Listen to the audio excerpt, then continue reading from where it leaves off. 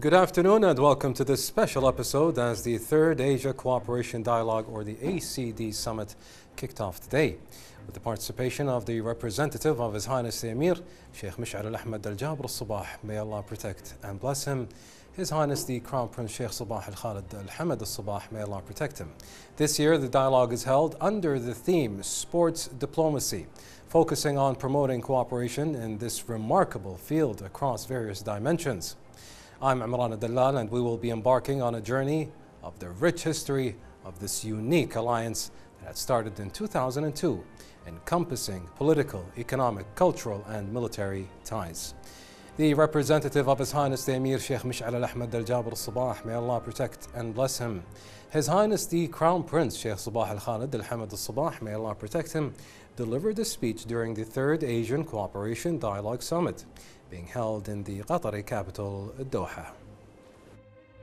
The Third Asian Cooperation Dialogue (ACD) kicked off in the Qatari capital Doha under the patronage of His Highness the Emir of Qatar, Sheikh Tamim bin Hamad Al Thani.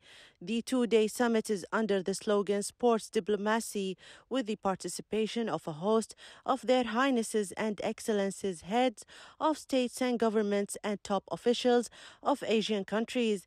The representative of His Highness the Emir, Sheikh Mish'al al-Ahmad al-Jabr al-Sabah, may Allah protect and bless him, His Highness the Crown Prince Sheikh Sabah Khalid al-Hamad al-Sabah, may Allah protect him, chairs Kuwait's delegation to the summit. The ACD aims to enhance relations among Asian countries in all areas by identifying common strengths and opportunities in the continent that will help reduce poverty and improve the quality of life of Asian people while developing knowledge-based society. The ACD also aims to expand trade and financial markets in Asia and increase the negotiating power of its countries rather than competition, thus enhancing Asia's economic competitiveness in the global market and ultimately transforming the continent into a society capable of communicating with the rest of the world on an equal footing and moving more positively towards mutual peace and prosperity. الرحيم حضرة صاحب السمو الشيخ تميم بن حمد آل ثاني أمير دولة قطر الشقيقة، فخامة السيد مسعود بزشكيان رئيس الجمهورية الإسلامية الإيرانية الصديقة دولة الرئاسة لمنتدى حوار التعاون الآسيوي، أصحاب السمو والفخامة والمعالي سعادة السفير ناصر رد المطيري الأمين العام لمنتدى حوار التعاون الآسيوي، السلام عليكم ورحمة الله وبركاته. بداية أود أن أنقل لكم جميعا تحيات حضرة صاحب السمو أمير دولة الكويت الشيخ مشعل الأحمد الجابر الصباح حفظه الله ورعاه، وتمنيات سموه بنجاح أعمال هذه القمة. كما أغتنم هذه المناسبة لأتقدم ببالغ الشكر والامتنان لدولة قطر الشقيقة أميراً وحكومة وشعباً على ما لمسناه من حفاوة الاستقبال وكرم الضيافة والإعداد المميز لهذه القمة الهامة، مؤكداً دعم دولة الكويت الكامل لإنجاح تجمعنا هذا، حرصاً على استكمال مسيرة التعاون وتوطيد الروابط بين الدول الأعضاء لبناء مستقبل مشرق. كما أود أن أشيد برئاسة الجمهورية الإسلامية الإيرانية لمنتدى حوار التعاون الآسيوي لهذا العام والوثائق الهامة التي صدرت خلال رئاستها للمنتدى، وعلى وجه الخصوص وثيقتا المبادئ التوجيهية لعمل أمانة حوار التعاون الآسيوي والقواعد الإجرائية لحوار التعاون الآسيوي، آملاً في أن تساهم تلك الوثائق في تعزيز العمل المؤسسي للمنتدى. ولا يفوتني هنا أن أثمن جهود التي قام بها الأمين العام السابق للمنتدى سعادة السفير دكتور بورنشفاي دانيفيفا ثانا ومساعيه لتطويره، متمنيا في هذا الصدد كل التوفيق والنجاح للأمين العام الجديد سعادة السفير ناصر ردن المطيري في مهامه للارتقاء بعمل الأمانة العامة للمنتدى وأدائها. أصحاب السمو والفخامة والمعالي، تعقد قمتنا اليوم تحت شعار الدبلوماسية الرياضية، والتي تعد أداة هامة في الدبلوماسية العامة، وتعتبر في الوقت ذاته أحد أنواع القوى الناعمة القادرة على جمع الشعوب والمجتمعات والثقافات، مؤكدين أن الرياضة تعد وسيلة محورية لتحقيق السلام والتنمية، وتساهم في غرس ونشر قيم التعاون والتسامح والتضامن والتعايش السلمي بين الشعوب. وفي قارتنا الآسيوية أمثلة عديدة للترجمة الفعلية لمفهوم الدبلوماسية الرياضية وغاياتها وأهدافها النبيلة والسامية. وأهم هذه الأمثلة استضافت دولة قطر الشقيقة لبطولة كأس العالم لكرة القدم للعام 2022 في نسخة استثنائية فريدة من هذه البطولة، والتي شكلت نموذجاً ناجحاً لجمع الشعوب وتمازج الثقافات واللغات من مختلف بقاع العالم، وساهمت في نشر الثقافة الخليجية والعربية والإسلامية واندماجها مع الثقافات الأخرى. وهنا ونحن نتطلع إلى استضافة المملكة العربية السعودية الشقيقة لبطولة كأس العالم لكرة القدم لعام 2034، معربين في الوقت ذاته عن تمنياتنا بالتوفيق والنجاح لكافة دول قارة آسيا المستضيفة للأحداث والفعاليات الرياضية الكبرى على المستويين الإقليمي والدولي، لما تشكله من فرصة سانحة لإظهار التنوع الثقافي الغني في قارتنا للعالم كله. أصحاب السمو والفخامة والمعالي، يواجه عالمنا اليوم العديد من التحديات والمخاطر الأمنية والسياسية والاقتصادية والاجتماعية والمناخية، التي تتطلب وتحتم علينا تضافر الجهود والعمل الجماعي لمواجهتها بشكل فعال وحاسم.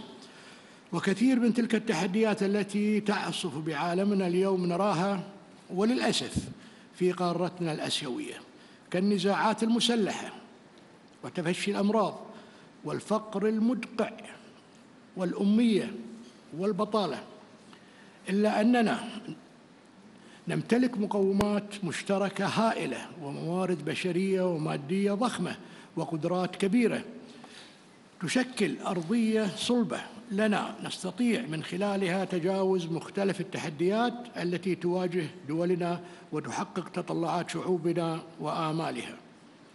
وإن الأرقام والإحصائيات برهان على المقومات التي تمتلكها قارتنا الآسيوية، حيث تشكل مساحة قارة آسيا قرابة 30% من مساحة اليابسة بالعالم، ومجموع تعداد سكانها وصل إلى 4,800,000,000 نسمة، أي ما يقارب 60% من عدد سكان الأرض.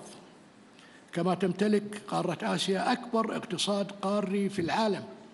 وأمام هذه الحقائق يتعين علينا استثمار المقومات التي تمتلكها قارتنا بأفضل الطرق وفق الوسائل الممكنة، وذلك تحقيقاً للأهداف التي ننشدها من هذا الكيان الواعد، ووفق الركائز الست التي يقوم عليها حوار التعاون الآسيوي، وهي التواصل، العلوم والتكنولوجيا والابتكار، التعليم وتنمية الموارد البشرية، ترابط الأمن الغذائي والمائي والطاقة، الثقافة والسياحة، تعزيز نهج التنمية الشاملة المستدامة.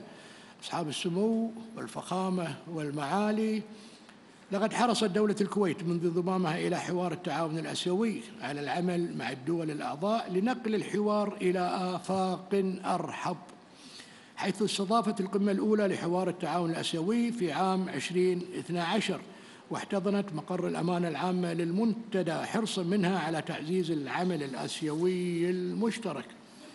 وأجدد هنا التزام دولة الكويت بمبادئ منتدى حوار التعاون الآسيوي وأهدافه، ومواصلتها للإسهام بشكل بناء للارتقاء بعمل المنتدى، داعياً في هذا الصدد إلى البدء في مناقشات جادة ومكثفة تهدف إلى تحويل المنتدى إلى منظمة إقليمية قادرة على مواجهة التحديات المتسارعة والأزمات المتعاقبة التي تواجهها القارة الآسيوية. وطالما تطرقنا إلى التحديات التي تواجهها قارتنا فلا بد أن نتحدث عن أبرز تلك التحديات، وهي القضية الفلسطينية وما تتعرض له دولة فلسطين الشقيقة أحد أعضاء في هذا المنتدى من عدوان سافر من قبل قوات الاحتلال الإسرائيلي لما يقارب العام، راح ضحيته أكثر من 41 ألف فلسطيني، الغالبية العظمى منهم نساء وأطفال. وللأسف كل ذلك يحدث في ظل عجز المجتمع الدولي عن وقف هذه الإبادة الجماعية التي يتعرض لها الشعب الفلسطيني الشقيق، وذلك بسبب ازدواجية المعايير والكيل بمكيالين في تطبيق القانون الدولي والقانون الإنساني الدولي هذا. وتجدد دولة الكويت إدانتها واستنكارها الشديدين لاستمرار هذا العدوان على دولة فلسطين الشقيقة، وتكرر دعوتها للمجتمع الدولي على وجه الخصوص مجلس الأمن بضرورة تحمل مسؤولياته والعمل على وقف هذا العدوان وبشكل فوري، كما تدعو إلى مواصلة دعم ومساندة الشعب الفلسطيني الشقيق وقضيته العادلة وحقه في تقرير مصيره وإقامة دولته المستقلة على حدود 4 يونيو لعام 1967 وعاصمتها القدس الشرقية. ونجدد الإشادة بكافة الجهود التي بذلتها اللجنة الوزارية برئاسة المملكة العربية السعودية الشقيقة مشكلة من قبل القمة العربية والإسلامية المشتركة الاستثنائية. أصحاب السمو والفخامة والمعالي، لا شك في أن إفلات إسرائيل القوة القائمة بالاحتلال من العقاب وعدم محاسبتها ومساءلتها أدى إلى استمرار ارتكاب مزيد من الجرائم واتساع رقعة هذا العدوان، الأمر الذي كنا دائما نحذر منه ومن عواقبه على دول المنطقة، وهو ما نشهد اليوم من عدوان آثم على الجمهورية اللبنانية الشقيقة، حيث شنت قوات الاحتلال الإسرائيلي غارات أدت إلى سقوط مئات من القتلى والآلاف من الجرحى من المدنيين العزل في الجمهورية اللبنانية الشقيقة في انتهاك صارخ لكافة الأعراف والقوانين الدولية. ونجدد في هذا الصدد إدانتنا واستنكارنا الشديدين إزاء هذه الجرائم ووقوفنا إلى جانب الأشقاء في الجمهورية اللبنانية الشقيقة وتضامننا معها، رافضين كل ما من شأنه المساس بسيادتها واستقرارها. هذا ويجب أن يكون لقارة آسيا وقفة حازمة وصريحة يعلو فيها صوتها دفاعاً عن العدل والضمير الإنساني والحق، حق الشعب الفلسطيني وشعوب المنطقة في العيش بحرية وكرامة وسلام. وختاماً أجدد الشكر لكافة الجهود المبذولة لإنجاح أعمال هذه القمة، سائلاً المولى عز وجل أن يوفق مساعينا لما فيه خير شعوبنا وازدهار أوطاننا ومصلحة قارتنا. والسلام عليكم ورحمة الله وبركاته.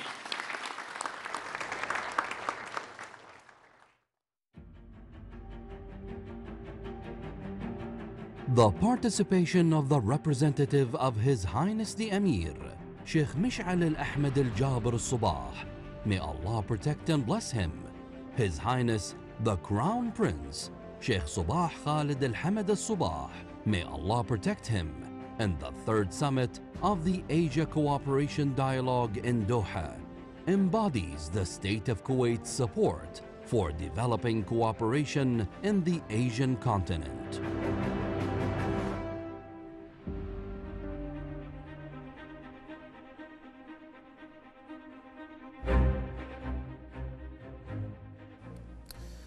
Welcome back, dear viewers, and of course I am now here with our distinguished guests, Engineer Jassim Qabazard, engineer, consultant, political analyst and businessman here today. Of course, welcome, always a pleasure having you. Welcome back. Thank you very much for the invitation. Happy to be here again. Thank you. Now, Engineer Jassim, can you tell us your initial analysis of the speech that we just heard of the representative of His Highness the Emir, the Crown Prince? It shows the importance of the speech. It shows the importance of Kuwait's will to generate and continue and sustain in the region all forms of cooperation in light of the turmoil which is in the region. People need to be feeling very comfortable and settled so that they can be productive. And the speech is directing in all different directions to let this Asian community to cooperate together and be more, let's say, productive in their efforts and be very serious about it. It is very important to keep track of these turmoils, unrest, let's say military aggressions that are happening in the region. We've had in this region ample examples previously. Yes. And we know that the byproduct of such action is always negative on both sides. No side is going to be a winner in this. So Kuwait is calling for the kind judgment of the people of the region. Yes. To work in terms of providing peace, providing security, providing a good future for the people in terms of food, health, and let's say business and economy. Now, between the speech of the State of Kuwait at the United Nations that we heard the other day and the speech that we heard today at the summit, we noticed that Kuwait always has consistent values and has certain constants, diplomacy-wise. What's your opinion on that, and what are the most constant ones? It's a good question, because Kuwait always maintains its strategy of non-violence in all of its deliberations around the world. And it has proven that the only possible way for people of the world to be, let's say, friendly with each other is through political dialogue. Kuwait has always been a good moderator. And this policy of moderation has become like the signature of the international policies of Kuwait ever since it was existing.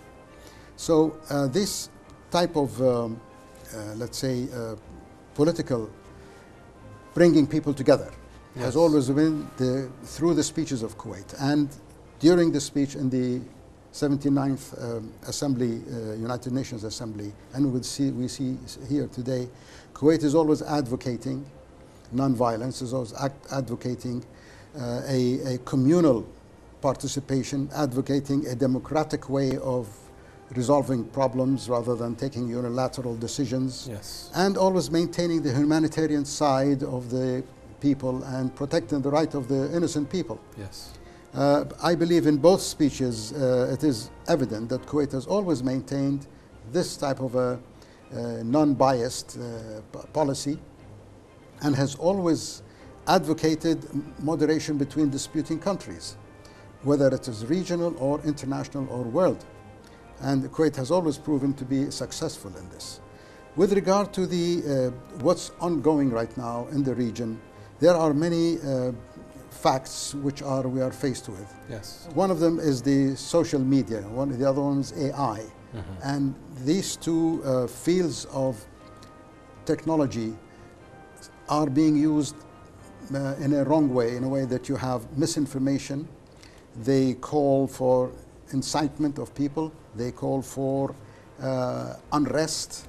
And His Highness the Emir, through his representative, the Crown Prince, has advocated that you should be careful about this and combat any kind of mishap coming out of this type or set some regulations, of course. Exactly, it has to be regulated, it has to be combated, because this is leading to terrorism and to there's speech of hatred, which is misinformation going on. And all exactly. Most damaging is speech of hatred, which is done in all different levels. So if you look at it in a general and let's say global point of view, Kuwait has always been able to address these issues with great deal of confidence and experience, and has been advocating it, and it has also supplied any kind of financial support to maintain this kind of security and sustain its peaceful being called region. a humanitarian center in the world stage is no easy feat, of course. Exactly, has taken a lot of genuine effort from Kuwaiti leaders and the previous predecessors of our leaders, in this line of support of being a humanitarian, let's say, country, advocating humanitarian help. Absolutely. So in both, the world has become small. Whatever he said in the United Nations applies in the region because we are all interconnected. Yes. And there are interconnecting interests, both economical, political, social, and food security. So in both instances, I realized that the world speaks about the same problems in all their conferences because it's become almost common knowledge. Yes. Except that they are now in a position to criticize themselves, to criticize the United Nations actions, to criticize its shortcomings, which is a good way of, let's say, expressing that you are an experienced person, you are aware of the history of the performance of such large organizations, and now you are ready to try to reform, fix, adjust based on the changes and the challenges that are happening in the whole world, in every spot of the world, actually. Absolutely, absolutely. Now, in the balance of power, the political and economic weight held by the Asian Cooperation Dialogue represented the shared desires of the member states since their establishment in 2002. And surely the first summit held in Kuwait 10 years later is of great importance and value. Now, can you tell us how did Kuwait contribute to fostering economic cooperation and development during the 2012 Asian Cooperation Dialogue? Kuwait has always maintained and, let's say, adhered to its commitments and all kinds of, let's say, agreements that have been going on, and keeps in light and focused on these things. Yes. We can see that Kuwait has always extended its arm of financial support, which actually helps all kinds of, let's say, projects in the region that need this financial support, be it social development, agricultural development, healthcare, let's say the land development in terms of urbanization. Kuwait has always been supportive of this and has also created good relationship with international communities, with international firms, be it governmental or private sector. Yes. For instance, in many cases, the government of Kuwait approaches the private sector of different nations to come to Kuwait and participate. Likewise, other nations in the region invite international experts to come and join forces and create joint ventures with the local to help develop in any way and form possible. So naturally, this positive gesture does encourage international experts to come to the region and work together. I believe that the Gulf GCC group have made a commitment to maintain a unified outlook towards developing each country within a framework of the Islamic rules and regulations and Sharia, and at the same time to facilitate the presence of international expertise to come and help us develop in any form that we can. So I believe if we go through the years that passed by, we see educational institutions have been represented internationally inside the Gulf region, whether it's in Qatar or it's in Kuwait or it's in UAE. They come here to help bring the education closer to the people of the region rather than people having to go all the way to, for instance, to America or to Canada or to Europe. We found that the healthcare, big hospital organizations have extended their expertise to our region and developed medical cities. In terms of technology, companies like Microsoft and all these IT companies all are encouraged to come to our region and set up their organizations here so that you are more close to that service and benefit from it faster. You look at this collectively, you find that our region has actually upgraded its standard of participation with the world. Secondly, it has upgraded the standards of its own local people from being simple let's say, simply educated to very highly educated, technically highly educated. And I believe this led for our countries in the region to go beyond the earth and fly into sky through space programs. And we have done some nice achievements on this. Some good ambitions. Exactly. If we look at the infrastructure, the amount of road work, the amount of fast trains that are being now expanding in our region, these are all examples reflect the economical positive outlook of the leadership of the country. And I think it is eminent and quite visible for us to see this. Well, Mr. Qabazard, we ask you to stay with us while we watch this quick report together, please. Thank you.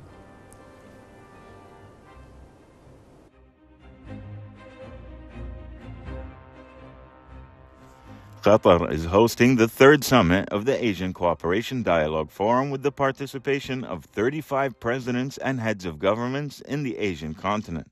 The Emir of Qatar, His Highness Sheikh Tamim bin Hamad Al Thani, opens, which will be held under the slogan Sports Diplomacy. Doha's hosting of the third summit of the Asian Cooperation Dialogue reflects the nation's interest in strengthening relations with Asia and the Pacific, as well as enhancing regional cooperation in this framework to face the challenges we face today. Doha also hosted the third summit of the Asian Cooperation Dialogue at the ministerial level. The slogan, Sports Diplomacy, was chosen as the title of the Asian Cooperation Dialogue Summit due to the importance of sports as a soft power in developing countries, bringing people and cultures closer, as well as focusing on issues related to supporting youths, development, and women, as three basic pillars within the framework of sports. During his participation in the Asian Cooperation Dialogue meeting in New York in September last year, the Qatari Minister of State for Foreign Affairs, Mohammed Al Khlaifi, said that despite the great diversity of Asian countries in terms of natural and human resources, their huge economic potential and energy sources, there were still many challenges that require their countries to continue cooperation and collective action. The ACD held two summits, the first in Thailand in 2002, with the participation of 18 Asian founding countries, and the second in Kuwait in 2012 with the participation of 31 countries, hosted in the headquarters of the General Secretariat. Moreover, a business forum will be held, which will be the second forum hosted by the State of Qatar within the framework of the ACD, and through which it will seek to enhance communication between businessmen and the private sector in the member states. The ACD aims to expand trade and financial markets in Asia and increase the negotiating power of its countries rather than competition, thereby enhancing Asia's economic competitiveness in the global market and ultimately transforming the Asian continent into a community capable of communicating with the rest of the world on an equal footing and pushing more positively towards mutual peace and prosperity.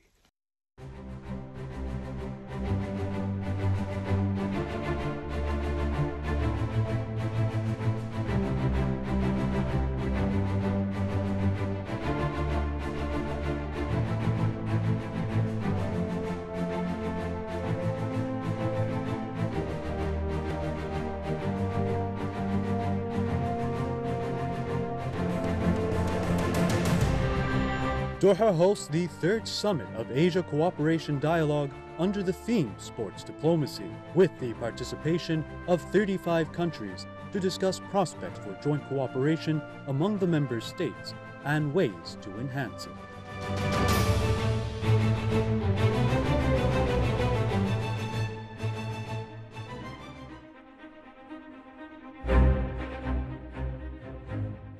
Welcome back to this special program, dear viewers, covering the current Asian Cooperation Dialogue in the Qatari capital with the sports diplomacy in light. We now have the pleasant chance of talking with Khalid Al-Salal, strategic and security expert, to give us his insights. Mr. Al-Salal, after extended greetings, of course, in what ways did Kuwait enhance economic cooperation and development during the 2012 Asian Cooperation Dialogue Summit? Yes, based on the belief in the importance of developing the lives of the people in the Asian continent and their stability, the summits of the Asian Cooperation Dialogue Forum were launched from the state of Kuwait, which hosts the headquarters of its General Secretariat in an effort to achieve ambitions and visions related to joint integration and addressing many issues in the political, economic, commercial, social, environmental, and other fields. The Asian Cooperation Dialogue Forum witnessed the holding of two summits before. The first was held in Kuwait 2012, while the second was held in Thailand in 2016.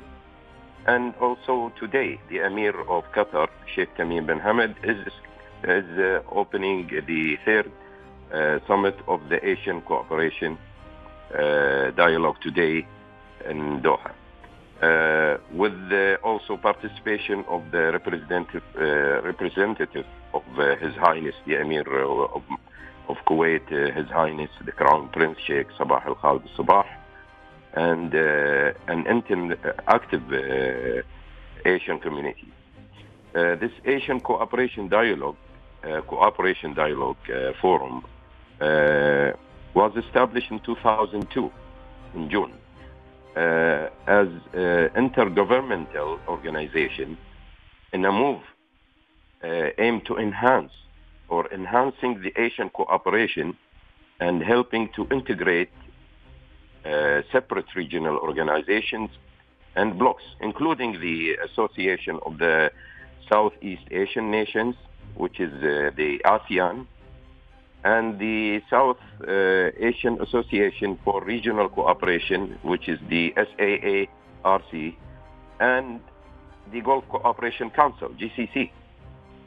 It also aimed to expand the trade and financial market in Asia and increase the competitiveness and negotiating capacity of the continent's countries in the global markets. As this forum works to transform the continent into an Asian community in long term, to be capable of interacting with the rest of the world on an equal footing.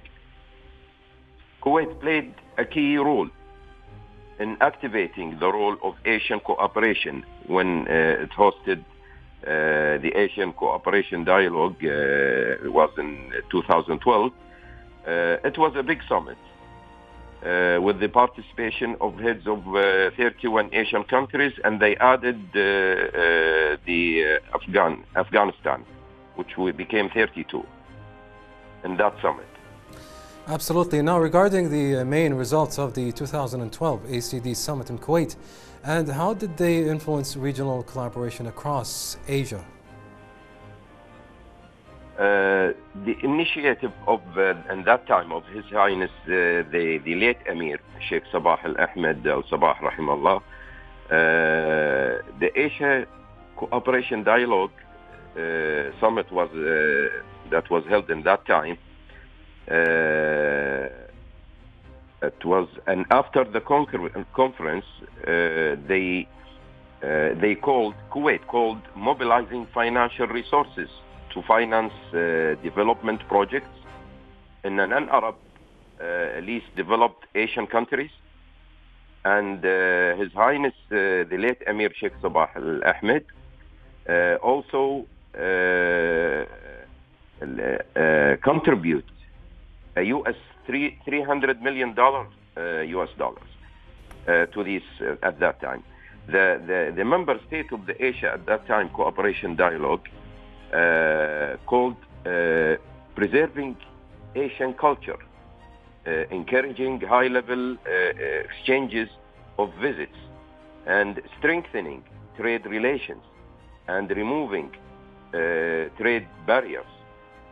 Also stressed the need to address challenges in the areas of food security and energy security, as well as the impacts of global economic outlook.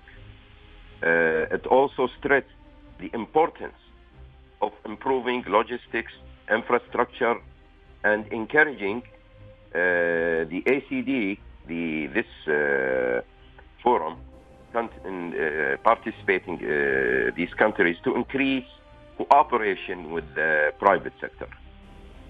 It also stressed the need of all the members in ACD states to coordinate their policies more closely to protect Asia from external interference, and to closer cooperation in the field of food security, as I mentioned, energy security, poverty alleviation, environment, and regional connectivity, and urge the member states in the Asian Cooperation Dialogue to promote peace and stability, and to enhance cooperation in the fields of agriculture, environment, and tourism. Yes, we thank you, Mr. Al-Salal, for your valuable input.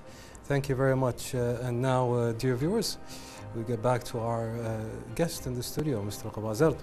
We're back once again. Now, can you tell us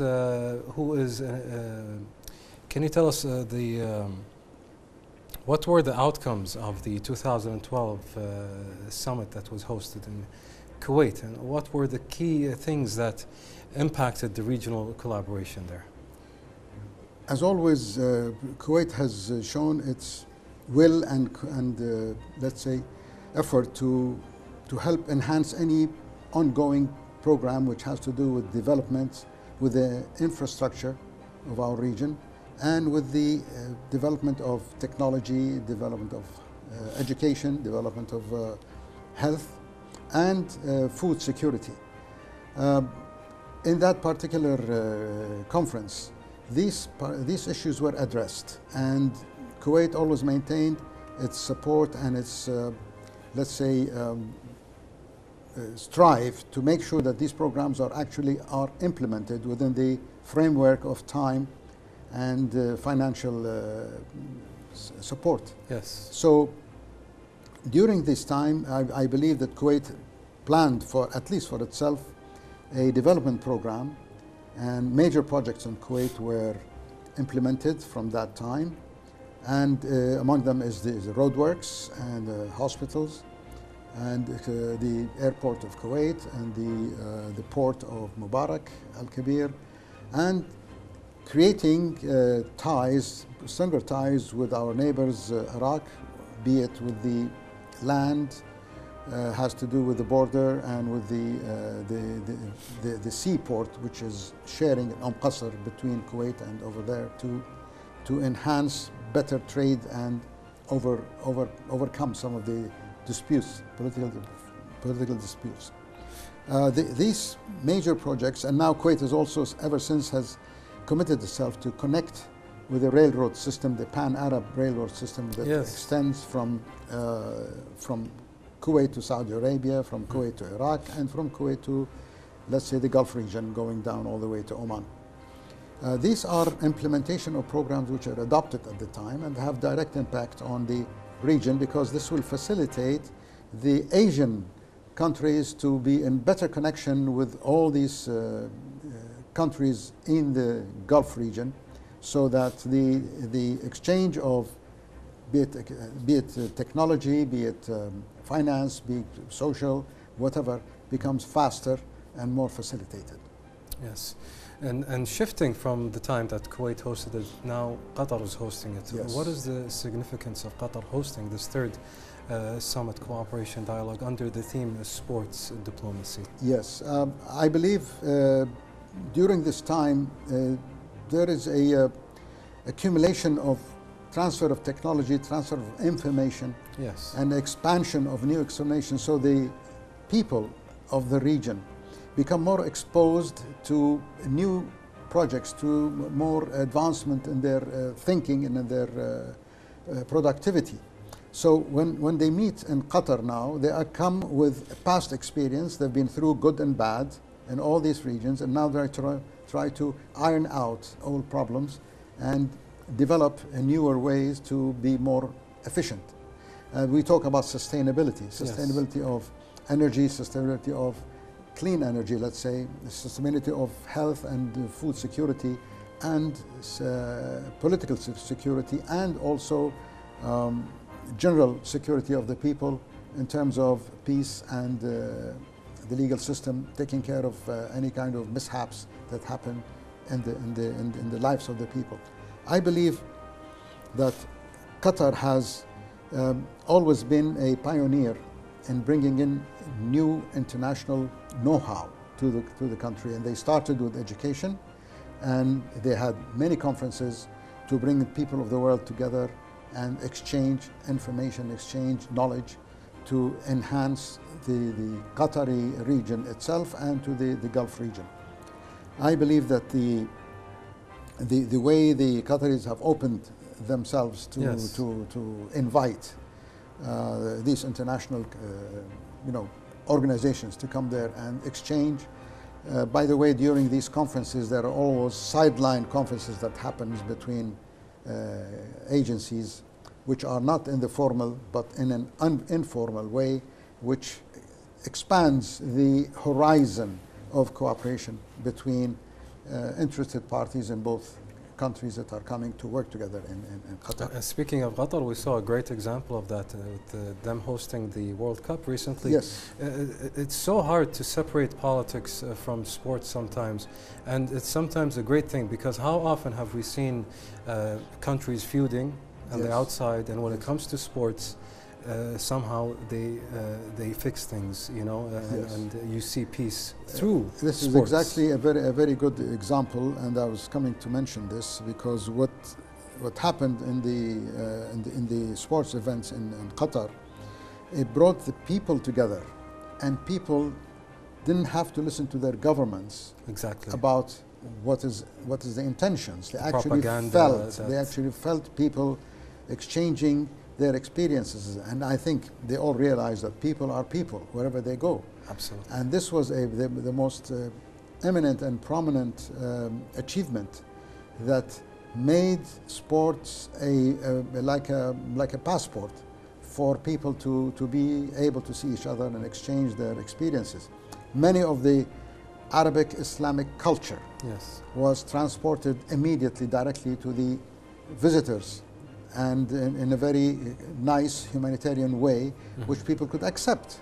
Because sometimes you see these type of cultures coming through cinema, through films, and they're distorted, they are not well represented.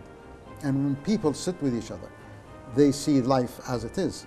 This reflected on the Qatari outlook on that through this sports, they achieved a better communication with the world rather than political and the usual media facilities which are common that we do. So sports have become a very a good communicator tool between nations, between people, and I think it's going to be encouraged more in our region. And I believe they showed that how the Arab nations are willing to host international community with all their diverse religious habits and comments in an Arab Islamic environment. As you mentioned, we use it as a tool. Some people call it the soft power. Yes. So you can display your cultures, and people learn each other's cultures from coming together. Exactly. And this one-to-one, let's say, communication has a much more effective and lasting effect on people, especially when they leave. They leave with all kinds of good, nice, new experiences, and maybe some of the misunderstanding of the culture becomes fine-tuned, becomes more realistic, and they could express their feelings in the future. You don't know, many of these visitors who are young people, someday they'll become decision makers in their countries. So this particular experience will reflect on their outlook when they deal with their co-partners who will grow up and become also politicians, and they can reflect better the way of life in our region from a, let's say, live experience rather than through media. Yes. Now, shifting to another topic, Yes. Mr. Ghabazard. Now, we see many of these countries, we go down the list of these members, and most of them do have bilateral relations. Yes. They have some agreements. Is it an issue sometimes of activating and implementing these already like agreements they already had? Is that fair to say? Yes, it is. It is. It is actually it's like the second stage. The first stage is that through very private meetings between officials Yes. from the nations, they meet with each other, they make their protocol based on maybe a small scale or a limited scale, or in a way it is not a way that is to be expressed internationally. Mm-hmm. But through time, these agreements develop. They must have positive impact on the nation, on the people, on the end users. So in a World Conference, all these experiences are enhanced, they are brought to the surface, and they become tools and means to improve on what they have had before. Yes. And through this improvement, you see that a small, let's say, private meeting becomes a general meeting. Mm-hmm. And through a general meeting, it becomes a world meeting. And that's why these particular conferences bring people's past experiences to the table. And when the people speak about, let's say, creating a new law, creating a new project for the humanity in that region, it comes from some experience, from past experience. They use that experience as an offspring Mm-hmm. to move into a new level of experience. And I think that these conferences have to happen, and we can see that every conference, the circle of international cooperation becomes even bigger. More nations become into the picture, more nations become active, and this way the world can become more interactive on a man-to-man, one-to-one meeting in these conferences, rather than through, let's say, media, through internet, through letters, through small dialogue between small delegations that travel from one country to another country.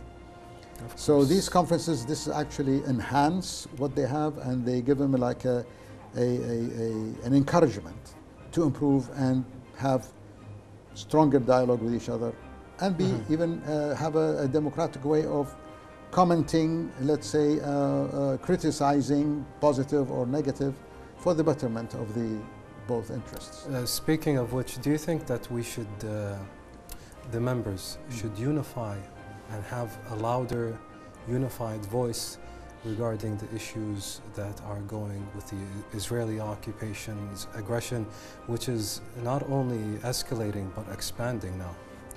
No doubt, because in such a conference, especially when there is live coverage of what is going on, the very unfortunate and dramatic situation which is now unfolding in the region, namely between occupying forces of Israel and Yes. Palestinians and Lebanon in particular. These type of events can better be resolved on a personal level rather than on a communication level. And no doubt, when people speak, let's say the humanitarian side of the event, its effect on the psychology, on the body language, on the expression, have a better impact. Yes. To express really the feeling behind what is happening and trying to find the solutions for it. So it also helps this community to try to avoid expansion, enlargement, escalation of any of such action by dialogue, and find a way to deal with it politically rather than militarily. Yes. And it's a very good opportunity, although they are talking about other issues, but when these issues are there, it makes easier for the heads of state to be able to quickly communicate with each other. Yes. Because they are there, they are decision makers, so they don't need to go back for any decision. They can take the action as they are sitting there. So it's a blessing Yes. for them to be in such a congregation to smoothen out problems and try and sort them out. Absolutely, and of course, we hope we can use it as a catalyst for more peace and security in the region. Engineer Jassim Abazard, we thank you for your time. As always, thank you for joining us. Thank you. Thank you for inviting and wishing you the best. Now, we had the pleasant chance of inquiring with Dr. Aid Manna to give us his insights on the importance of the participation of the representative of His Highness the Emir, Sheikh Mish'al al-Ahmad al-Jabr al-Sabah. May Allah protect and bless him. His Highness the Crown Prince, Sheikh Sabah al-Khalid al-Hamad al-Sabah, may Allah protect him, and the Third Asian Cooperation Dialogue. Dr. Manna also elaborated on the state of Kuwait's many contributions to the world and how to this 2024 dialogue on various levels. The Asian Cooperation Dialogue consisted of 35 countries representing nearly 50% of the world population. This actually inaugurated in Thailand 2002 and held its first summit in Kuwait 2012, and since then it held another summit in Thailand 2016, and this is the third summit to be held in the state of Qatar this month.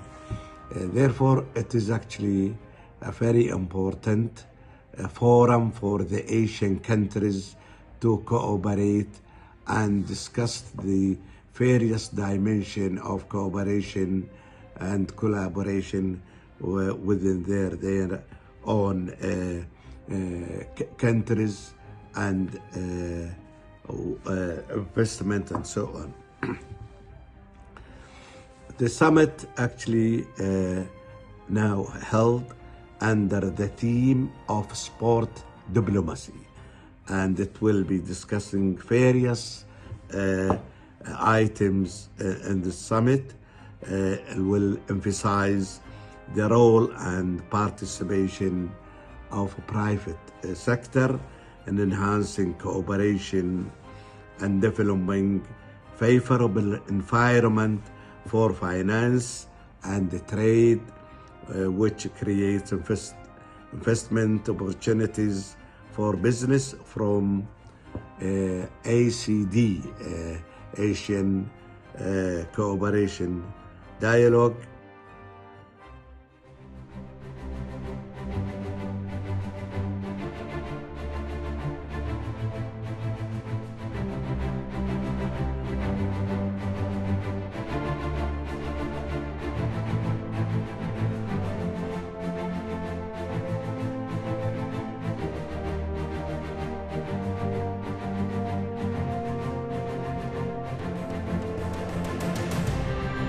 Doha hosts the third summit of Asia Cooperation Dialogue under the theme Sports Diplomacy, with the participation of 35 countries to discuss prospects for joint cooperation among the member states and ways to enhance it.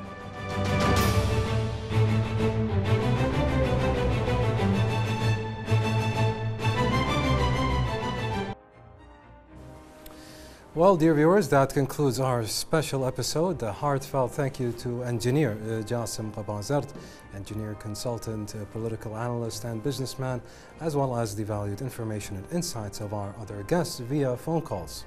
We also extend our gratitude to our viewers for joining us today.